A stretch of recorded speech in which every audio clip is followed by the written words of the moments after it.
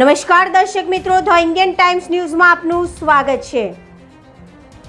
મુખ્યમંત્રી ભૂપેન્દ્રભાઈ પટેલ અને પ્રદેશ ભાજપ અધ્યક્ષ જગદીશ વિશ્વકર્મા પાવી જેતપુર ખાતે આવી પહોંચ્યા। સ્વ મોહનસિંહ રાઠવાને શ્રદ્ધાંજલિ આપી દુઃખ વ્યક્ત કર્યું ત્યારે પરિવારને સાંત્વના આપી। રાજકીય ક્ષેત્રે દબદબો ધરાવનાર અને સમગ્ર વિધાનસભામાં 55 વર્ષથી પોતાનું એક અલગ વ્યક્તિત્વ ઊભું કરનાર મોહનસિંહે છોટુભાઈ રાઠવાના પ્રાર્થના સભામાં ગુજરાત રાજ્યના મુખ્યમંત્રી ભૂપેન્દ્રભાઈ પટેલ અને પ્રદેશ અધ્યક્ષ જગદીશ વિશ્વકર્મા આવી પહોંચ્યા છે અને ભારે હૈયે શ્રદ્ધાંજલિ આપી તેઓના પ્રજા પ્રત્યેના નિષ્કામ કર્મભાવને યાદ કરીને તેમના સદ્ગુણો અને કાર્યશૈલીને વખાણી હતી।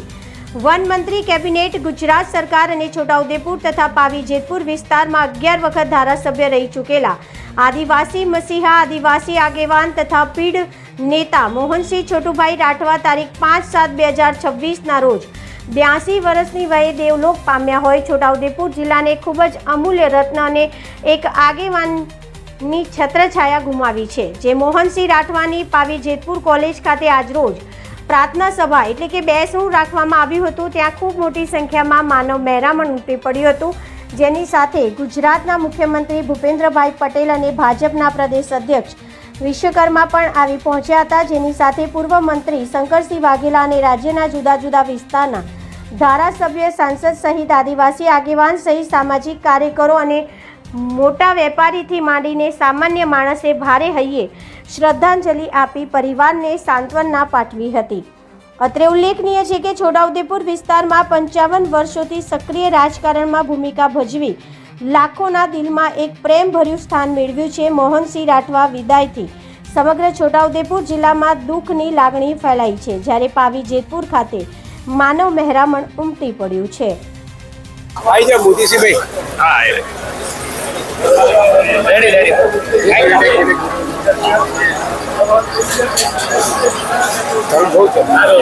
આજે ગુજરાતના રાજકારણમાં સ્વર્ગસ્થ મોહનસિંહ રાઠવાને ખૂબ મોટી ખોટ પડી છે। મોહનસિંહભાઈ ફક્ત એકલા આદિવાસી સમાજના નહોતા, સમગ્ર સમાજના હતા અને 91-92માં હું ભારતીય જનતા પાર્ટીમાં હતો અને એ કોંગ્રેસમાં હતા ધારાસભ્ય તરીકે। અને એ દરમિયાન કેટલાક પ્રશ્નો લઈને હું ગયો, કરજણ ડેમના અસરગ્રસ્તોના પ્રશ્નો, નર્મદા ડેમના અસરગ્રસ્તો પ્રશ્નો। મારા મનમાં એવું હતું કે હું ભાજપમાં છું એટલે મને એટલું નહીં સાંભળે, પણ ખરેખર મારા પ્રશ્નોને એમને વાચા આપી। આવા તો અનેક પ્રકારના પ્રશ્નો લઈને હું એમની પાસે ગયો છે। એક જ વસ્તુ એમનામાં હતી કે ચૂંટાયેલા પ્રતિનિધિ એટલે પ્રજાનો પ્રતિનિધિ, કોઈ પાર્ટીનો નહીં। આજે સાચા અર્થમાં એ પ્રજાના સેવક હતા, એક મર્દ રાજનેતા હતા। આજે આદિવાસી સમાજને તો ખોટ તો પડી જ છે, પરંતુ સમગ્ર સમાજને ગુજરાતના રાજકારણમાં એમની બહુ મોટી ખોટ છે। એક આખું વ્યક્તિત્વ હતું અને ખરેખર એમનો પરિવાર આજે દુઃખી છે। પરમાત્માને પ્રાર્થના કરીએ કે એના પરિવારને સાંત્વના આપે અને એની જે કાર્ય પદ્ધતિ છે એ મુજબ એનું પરિવાર એને ખૂબ મોટું સામ્રાજ્ય ઊભું કર્યું, એ નિરંતર એનું ચાલુ રહે એ ભગવાનને પ્રાર્થના કરીએ। શ્રી મોહનસિંહભાઈ પ્રથમ વખત જ્યારે ધારાસભ્ય તરીકે ચૂંટાયા અને ચૂંટાયા બાદ એનો મુકામ વડોદરા સરદારપુરામાં હતો,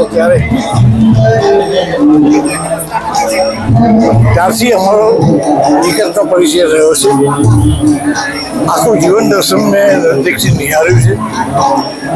એ મારા મિત્ર રહે છે અને વિવિધ સરકારી પ્રવાસોમાં અમે પરિવાર સાથે ફર્યા છે। એટલે આ મોહનસિંહભાઈનું જે વ્યક્તિત્વ હતું, આટલું સામાન્ય વ્યક્તિત્વ, પ્રત્યેકને મોટા ભાઈ તરીકે જુએ, આ એમની નમ્રતા, મોટો ગુણ એ આ ક્ષેત્રમાં જ્યારે વિકાસના ધાંધ્યા હતા તે વખતે શૈક્ષણિક ક્ષેત્રે અને સામાજિક ક્ષેત્રે એમનું જે પ્રદાન રહ્યું છે એ કદી ન ભૂલાય એવું એમનું પ્રદાન રહ્યું છે। હું એમને મારી હૃદયપૂર્વક હાર્દિક શ્રદ્ધાંજલિ અર્પિત કરું છું. આવા વ્યક્તિત્વ એક રેકોર્ડ વિશે કે સૌથી વધુ વખત અત્યાર સુધીની વિધાનસભામાં ચૂંટાવાનું પણ શ્રેય મોહનસિંહભાઈને થાય છે. એ રેકોર્ડ કોઈ તોડી શક્યો નથી અને હવે કોઈ તોડી શકશે કે કેમ એ શંકા છે. એટલે એમને હૃદયપૂર્વક મારી સાથે શ્રદ્ધાંજલિ આપું છું. આદિવાસી ક્ષેત્રનો અમે એક મહાન નેતા ગુમાવ્યો છે એનું મેં અત્યંત દુઃખ છે. ધન્યવાદ.